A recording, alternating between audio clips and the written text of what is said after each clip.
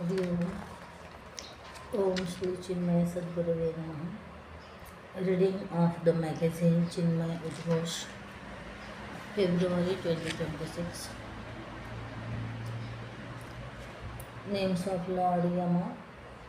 Yama Pitrupati Dandadhara Vaivaswat Kritanta Mrityu Dharmaraja Antaka Shraddha and Kala.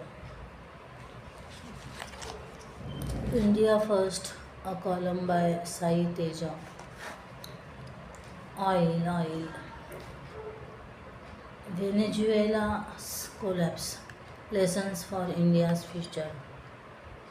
The Bolivarian Republic of Venezuela, one of the most urbanized countries in Latin America, has some of the world's largest proven oil deposits, as well as significant quantities of coal, iron ore, bauxite, and gold.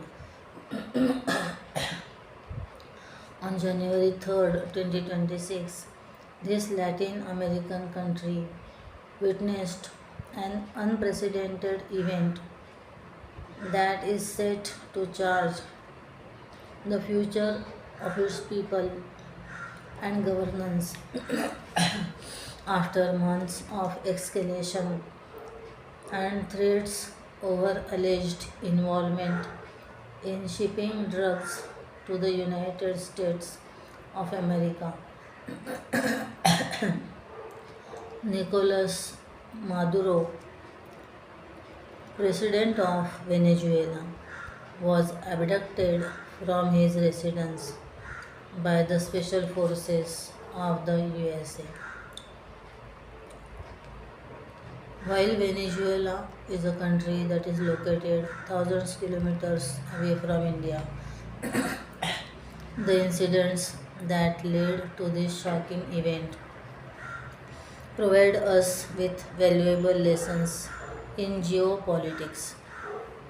One of the primary factors behind this political instability in Venezuela is the prolonged implementation of a failed macroeconomic policy from 1999, first by Hugo Chavez and then by his successor Nicolas Maduro, capitalizing on the rise in petrol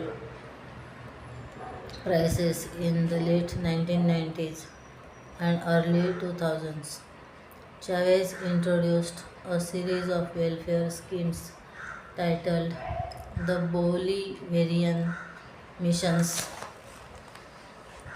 to reduce poverty in Venezuela. This included providing free of massively subsidized services to the disadvantaged sections of society, including food, education, healthcare, and more.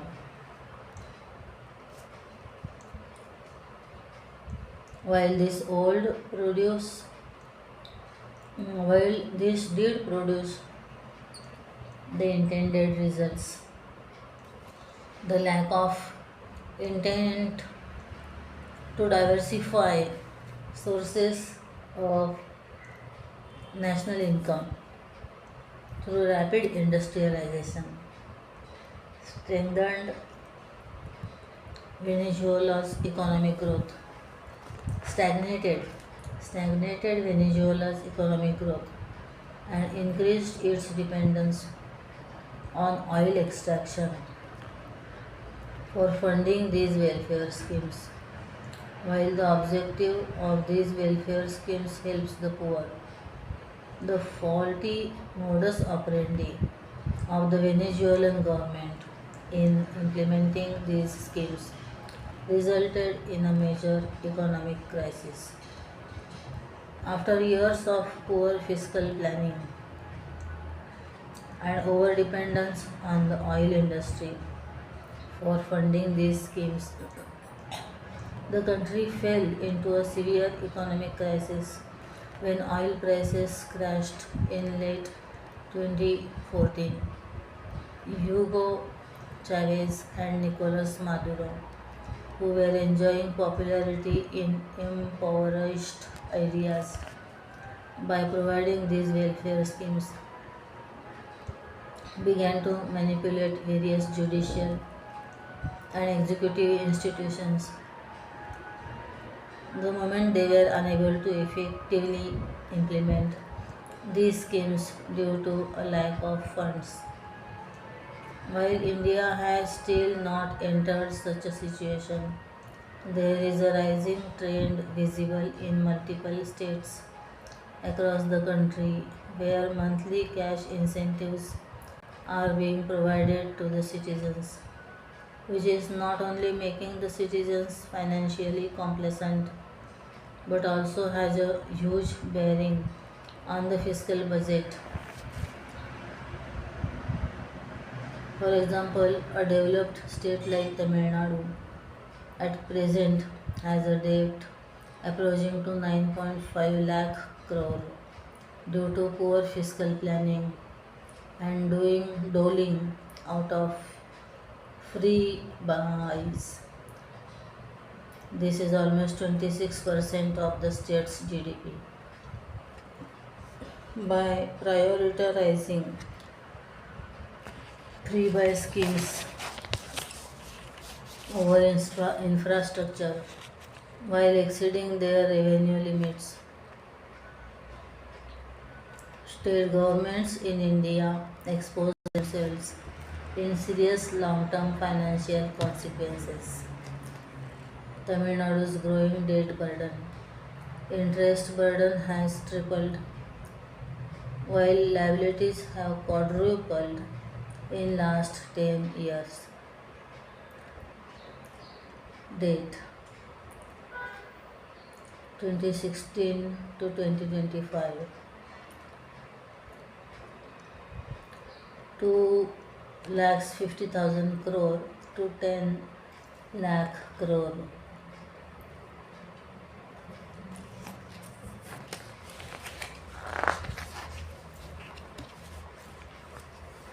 Another revelation from this incident is the inability of the Venezuelan state to defend itself in the event of a military operation from a foreign power. This lack of confidence and resistance can be mainly attributed to Venezuela not having military might, while Iran is also facing heavy geopolitical pressure from the US. It can maintain a level of deterrence because it possesses advanced missile technology and a nuclear enrichment program. Just like Venezuela, even India is surrounded by neighbors that hold nuclear weapons and can initiate a hostile operation against us at any moment. Such intense geopolitical events remind us of the importance of Operation Shakti carried out under Dr. APJ Abdul Kalam and backed by then Prime Minister Atal Bihari Vajpayee. When India was able to discreetly carry out and hold its ground afterwards, despite heavy sanctions from the USA and the international political pressure. This was carried out after Indira Gandhi tried to undertake a nuclear test in 1981-82, but she failed to do so as there was intense international pressure and deterrence by foreign intelligence. Today, India is confident that it can defend itself efficiently, as was visibly seen during Operation Sindoor in May 2025. The tragedy of Venezuela teaches us that a nation's sovereignty, Sovereignty rests on the twin pillars of economic progress and military strength. As India marches towards its future, we must balance welfare with fiscal discipline and robust defense. As Dr. APJ Abdul Kalam once said, strength respects strength, and it is imperative that we progress both economically and militarily to ensure that India stands first.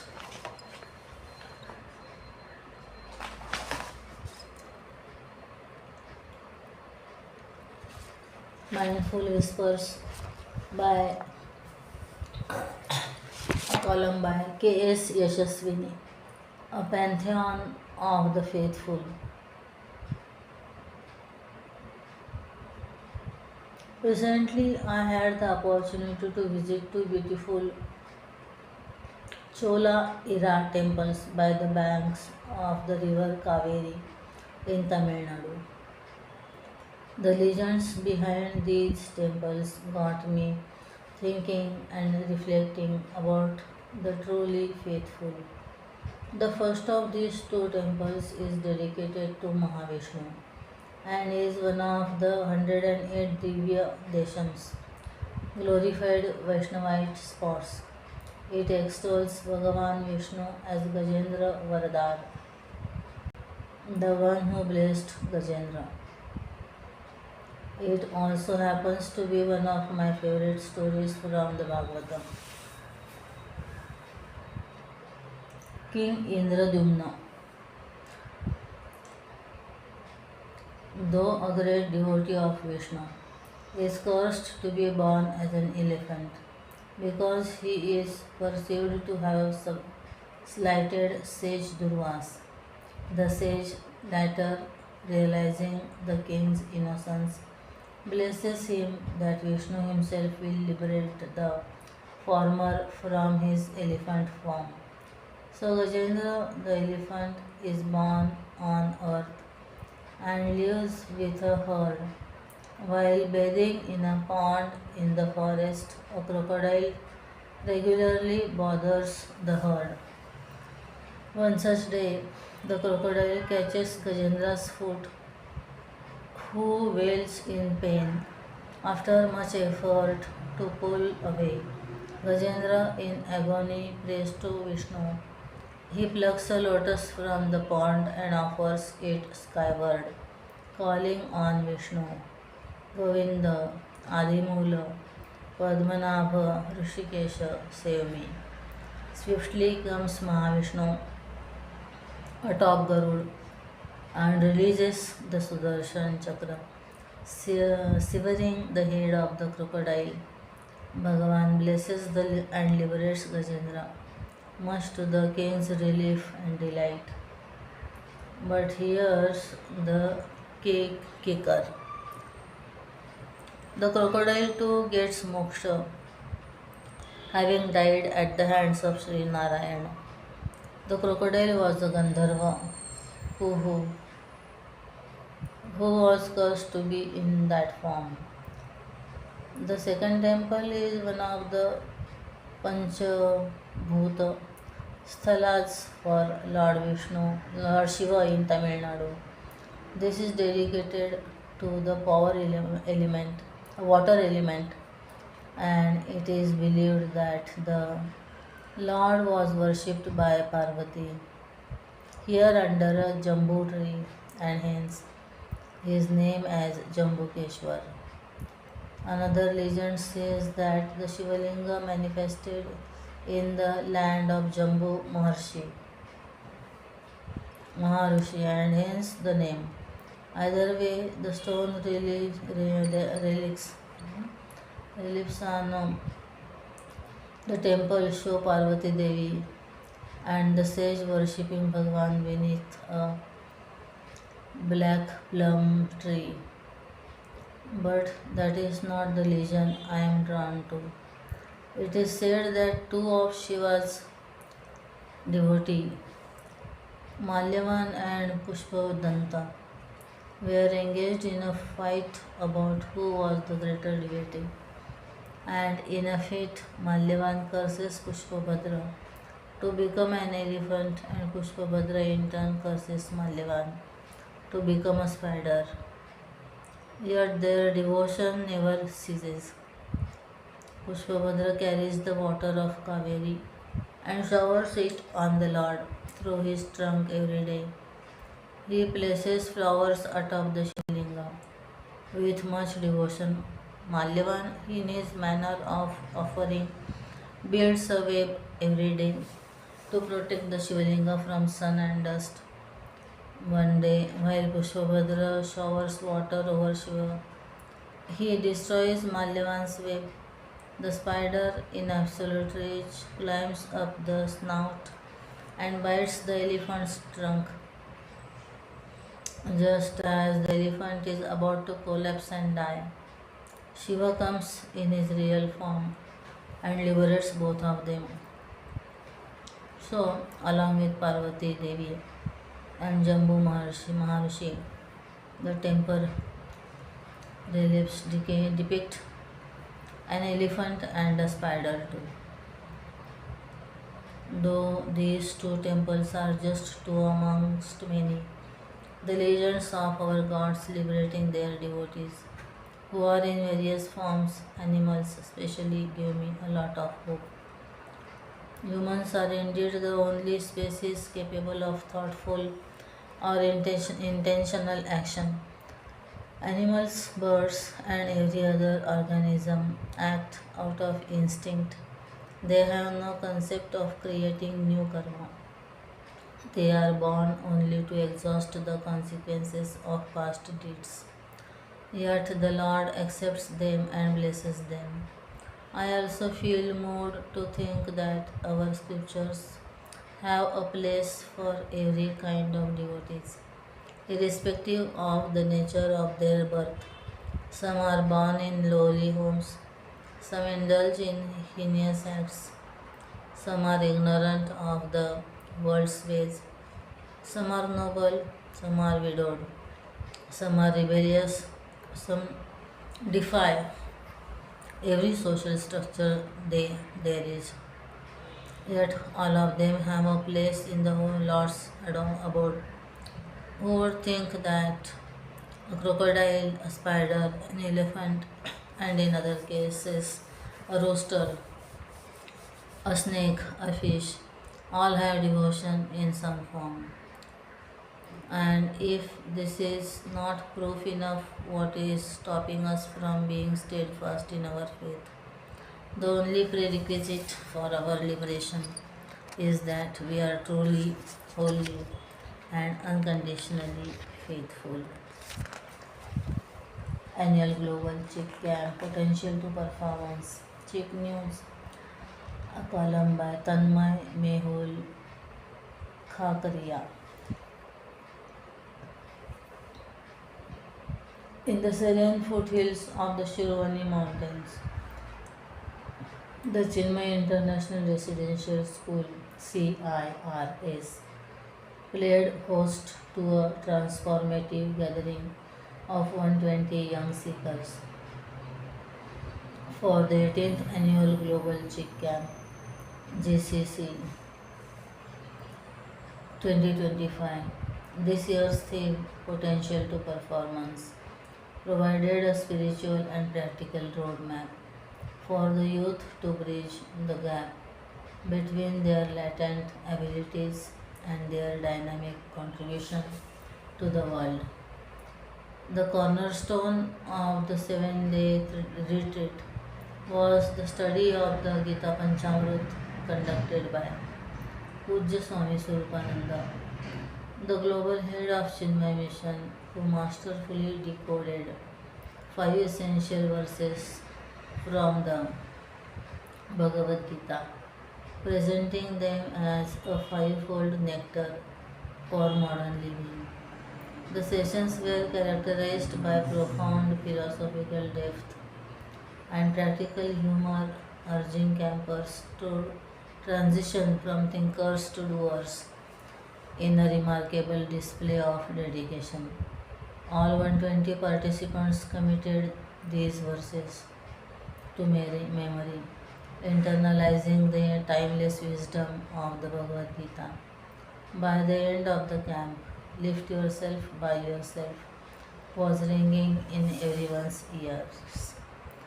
Beyond the lecture hall, the camp pushed participants through rigorous experiential learning modules. Two primary tracks focused on the development of core character traits. Campers engaged in physical and mental challenges designed to build resilience, strength, and a compassionate heart. A reflective journey through the lush CIRS campus. This yatra pilgrimage allowed students to introspect on their life's purpose amidst the tranquility of nature. Sitting around. Now, one of the most transformative yet perhaps most underrated aspect of a chick camp are the discussion groups. Sitting around with peers and a chick facilitator goes a long way in helping us introspect and knowing the depths within ourselves, which we seldom do otherwise. The curriculum was bolstered by a diverse range of workshops led by various acharyas. Swami Anukulananda conducted a high energy workshop on building unshakable confidence, while Swamini Supriyananda led an evocative session on the power of forgiveness as a tool for emotional liberation. Brahmachari Sanatan Chaitanya and Brahmachari Darshan Chaitanya provided insights into the science of intuition, and Brahmachari Shri Priya Chaitanya and Brahmachari Bhakti Chaitanya explored the theory of multiple intelligence through a Vedantic lens.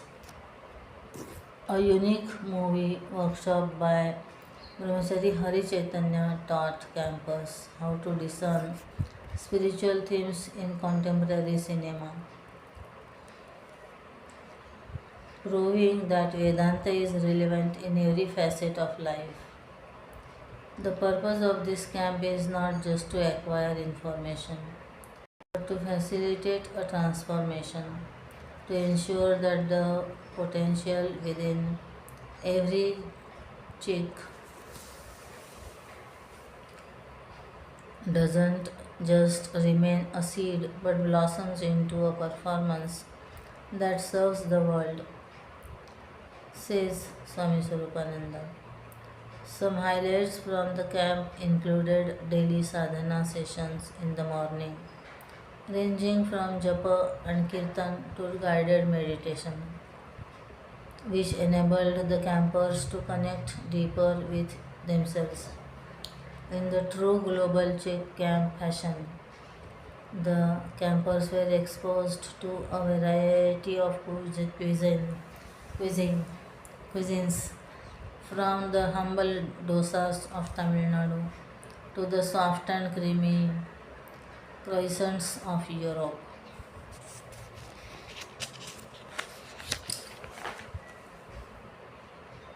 This year's camp was truly one for the history books as we marked the 50th anniversary of the Czech movement. Our campers rose to the occasion by composing an original camp song inspired by the Gita Panchamrit. Their lyrics captured the timeless wisdom of the Gita and the vibrant spirit of half a century of youth empowerment. The camp concluded with a moving ceremony where each camper received a special gift from Puja Swamiji, symbolizing the transmission of knowledge and the responsibility to serve society. This was further enriched by the soulful camp impressions delivered by people from different countries, narrating their unique experiences and sharing their stories. As the 120 youth return to their respective countries, they carry with them more than just memories. They carry a shield of dispassion and a sword of contentment, ready to perform their dharma with excellence and love. Chinmaya Yuva Kendra CHIC is the youth wing of Chinmaya Mission aimed at empowering young adults aged 18 to 35 to explore their potential through the study of Vedantic philosophy and its application in daily life. A relative reality, a column by Pankti Shangvi, psychologist. Social media addiction. Question. Instagram and Snapchat have taken over my free time. I keep obsessing over my posts and constantly look for likes and comments. I would like to get over this addiction. Please help. Ananya Jaju, Jaipur. Dear Ananya, well, the first thing that I would mention is that you are not alone.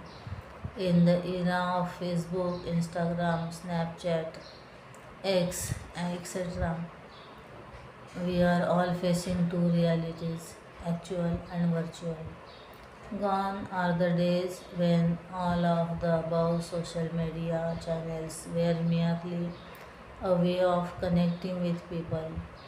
Now they are channels of constructing another type of world where we can create and recreate different realities. And because of their nature of instant action and reaction, all of us in some way have become extremely used to that, if not addicted. But growing dependency, if not checked, becomes an addiction. So you are already at the first step of change, which is to become aware that you are getting addicted to it. However, only awareness without any follow up action will not generate results. So, the next thing to do is act in a manner that takes you away from this need to constantly be active in the virtual world. Below are the few steps that can help to do so. 1. Since you mentioned it's during free time, that means only when you are not doing anything else that you are engaging with the various social media platforms.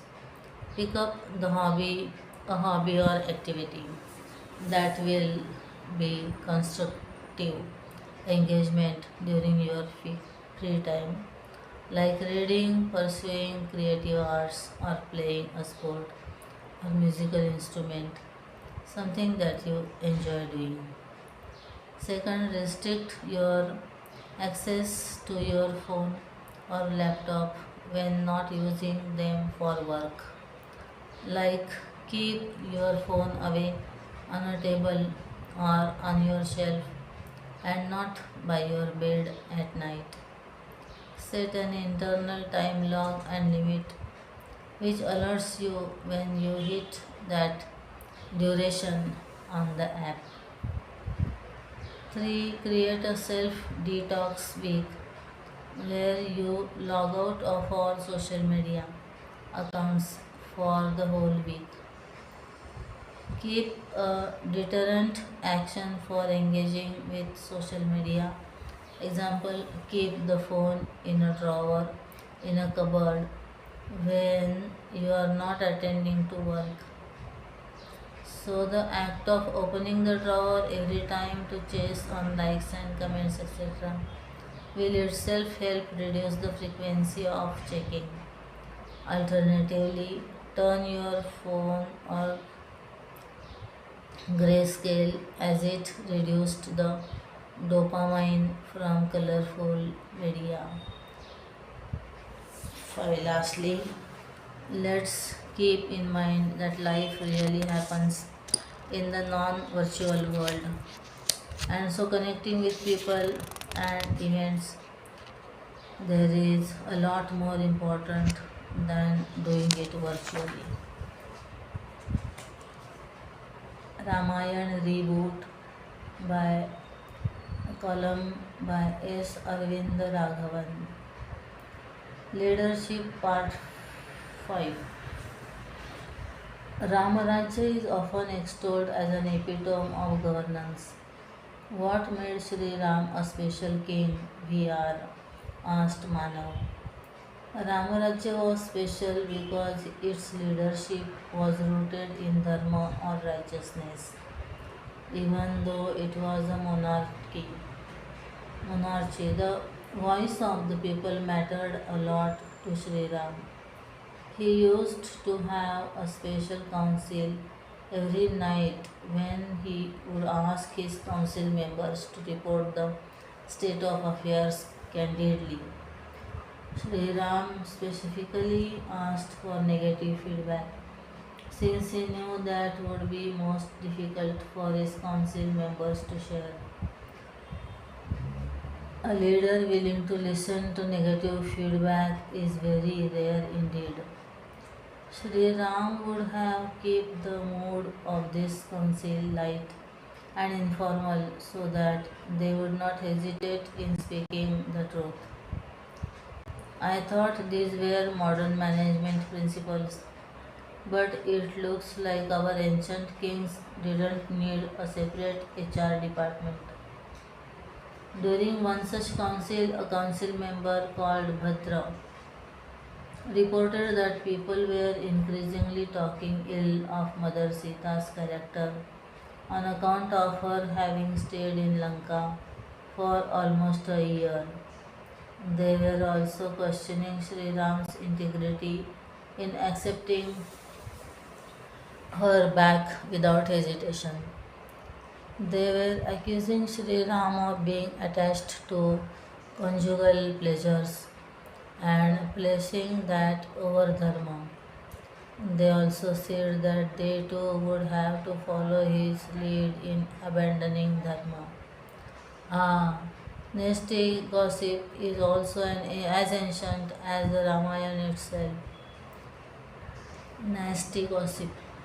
I am sure Sri Ram would have been deeply hurt over this.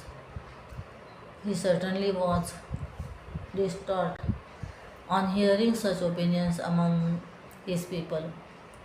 He dismissed his council for the night and then, after some quiet deliberation, decided to send Sita Devi away from Ayodhya. This part I have heard a lot about from my friends. No matter what you say, I think it was highly cruel for Sri Ram to send his pregnant wife into exile over some frivolous accusations. I feel it is hard indeed to justify such an act. I am curious to hear what you have to say on this. PR. I can understand where you are coming from, Manav. To understand this, we have to understand the weight of responsibility on Sri Ram's shoulders as a leader. We also need to understand how Sri Ram also need to understand uh, Ram, the husband, aligned with Sri Ram as the king. Let us explore this further. Let us go by a column by Laya Haridas, where the road ended, grace began.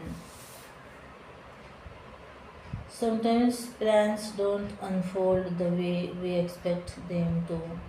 This trip was one such journey, where an entirely unplanned destination ended up blowing our minds. Our journey began around 5 in the morning. On two bikes, I was exhausted and in no mood for an early start, but one energetic, over enthusiastic friend simply wouldn't let anyone sleep. Once we left the city behind, the ride transformed completely. Long winding roads cut through thick forests of the Western Ghats, right through the heart of Kudremukha National Park, a journey that is a story in itself. Kudremukha is a stunning mountain range and national park located in Chikmagalur, Karnataka. A thin mist descended over the hills, blurring our vision as we rode into it. At the park entrance, guards checked our ID cards and noted our time of entry to monitor our exit and ensure we didn't stop along the way. With dense forest on one side and a deep valley on the other, the view was immaculately breathtaking. As the sun slowly rose, its rays fought through the mist, gently lighting the path ahead. The roads became narrower with potholes, potholes, making it difficult for two vehicles to pass seamlessly at the same time. This difficulty caused a problem we assumed would be the day's only hurdle. But alas, we were wrong. There were many more yet to come. While we were enjoying the ride, a taxi driver coming from the opposite side direction signaled us to stop. His worried, angry expressions caught us off guard as he asked if we had seen an auto overturn.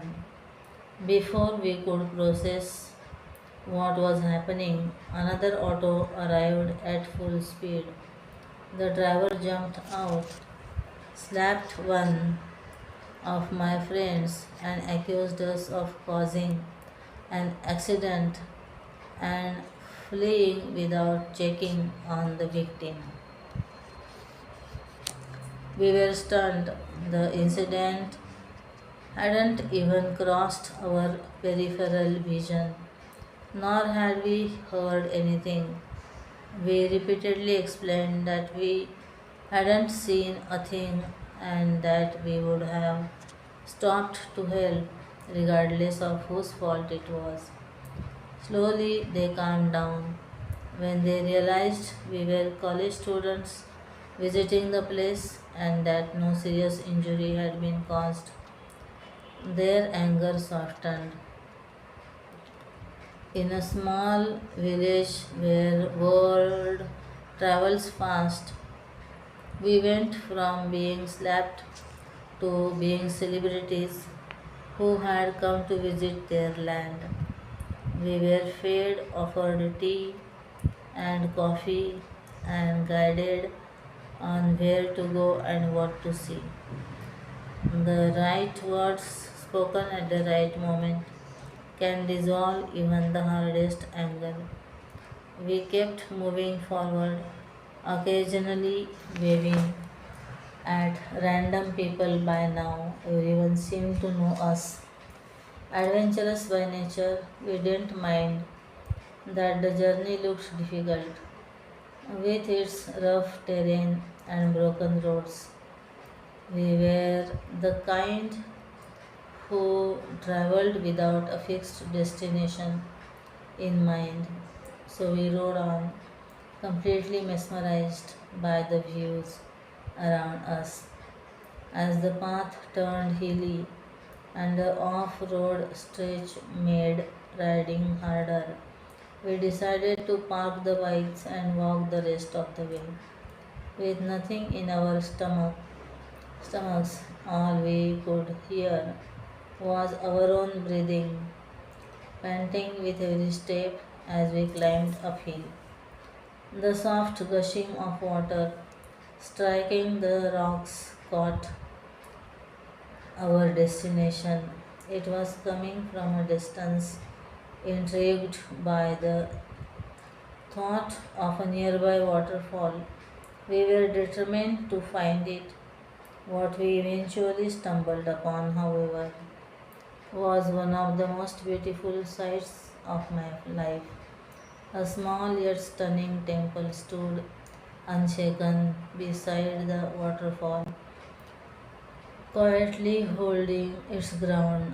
From its location, it didn't seem like a place that saw many visitors, yet it was impeccably clean, and the idol was truly captivating.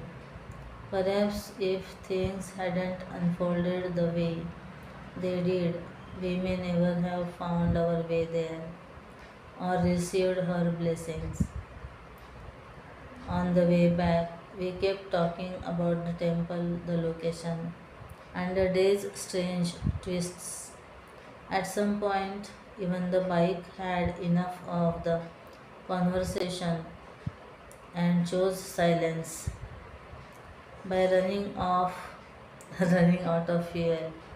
But the Devi had clearly blessed us abundantly that day, pushed and pulled through strange yet impactful experiences. We turned off the engine and coasted downhill, and just as the slope ended, a petrol pump appeared almost on cue. Trips like this rarely go as planned, but when you trust the process and surrender a little to God, the journey has its own way of taking care of you.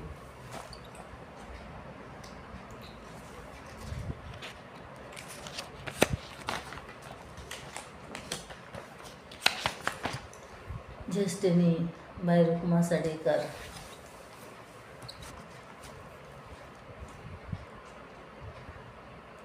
You wipe off a cobweb and within minutes it is back. Perseverance, grit, determination, fortitude. Call it what you like. What matters is learning from that little spider to keep going, never giving up, no matter how many times you need to begin fresh, for no fault of yours. Observe the mountain goat climbing up the steep mountainside. It stealthily climbs up, pausing, taking definite steps, its goal clear in its mind. There is no place for fear, for its eyes are focused on its goal. The little shrub with its life giving green leaves, that is how focused we need to be. A line of ants walked up from the window to the grains of sugar in a single file, one after the other at a steady speed. It didn't once see an ant bump into another or get in each other's way. In less than a minute, they had carried away all the grains of sugar. Ants like discipline, a must for growth and achievement. Once a crab catches something in its claws, it does not let go its vicious grip. Very painful for the one bitten. Yet the crab is in no way better off. As long as it holds on tight and doesn't let go, the crab is stuck there. No moment, no growth. Think, is it worth holding on to? Leo. Hearing the lion roar, every animal around, big and small, shivers in its place and runs away. Where a roar can suffice, why use a bite?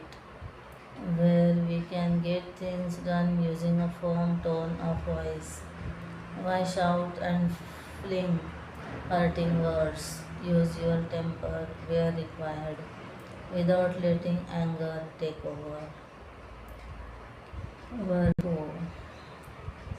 No matter how efficiently you do it, breaking open a cocoon is not going to let out a beautiful butterfly. Everything happens in its own time.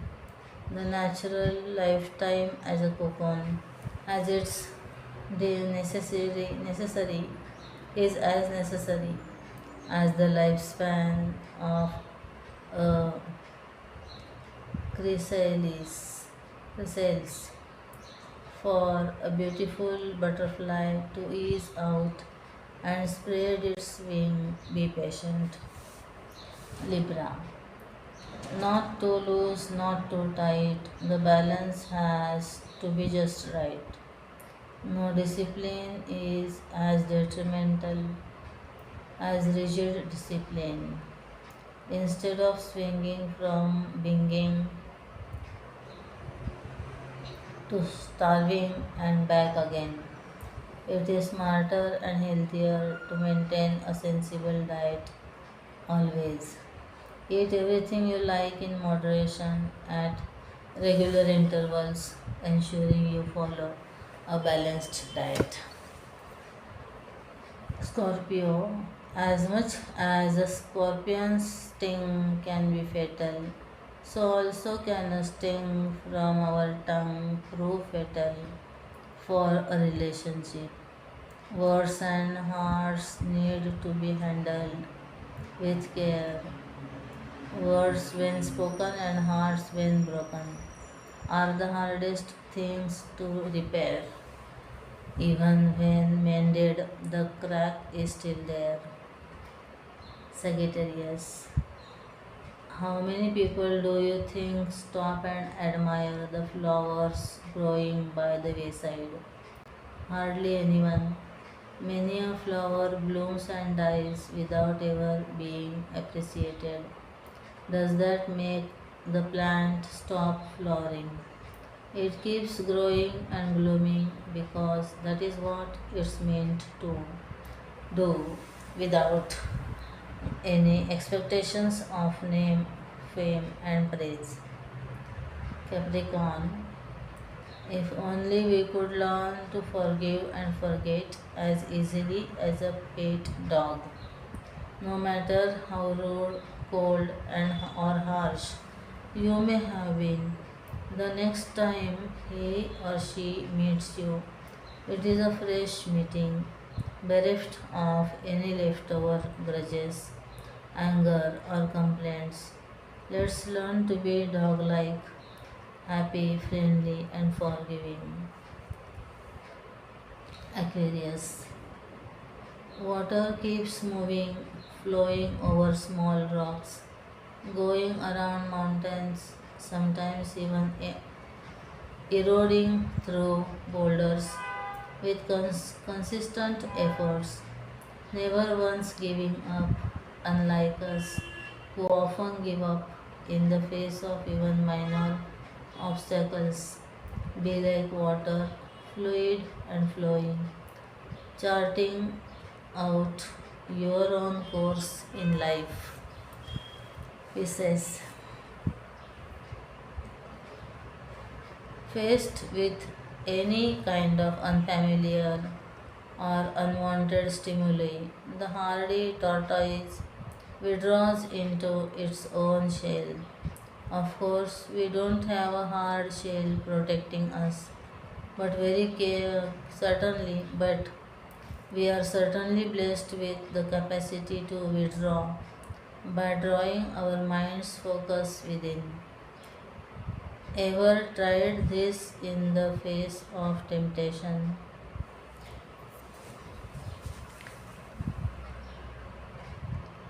Laugh out loud. Laugh out loud. LOL. What did one light bulb say to the other? What's up? Uh, what's up? Why did the obtuse angle sad because it's never right? What did the femur say to the patella? I need you. What did the asteroid say when the reporter asked if It a question, no comment. Hari Om. Shri Chinmaya Sadgurave Namaha. Hari Om. Shri Sadgurunath Maharaj Ki